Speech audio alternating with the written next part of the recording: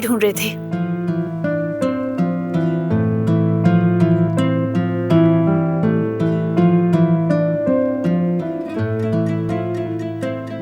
चलो अब सेमिनार का वक्त करीब आ गया है, स्टडी रूम में चलते हैं।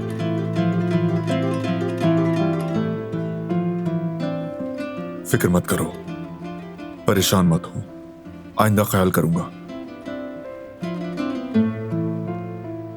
मैं प्रेजेंटेशन की आखिरी रिहर्सल कर लूं, फिर आ जाऊंगी।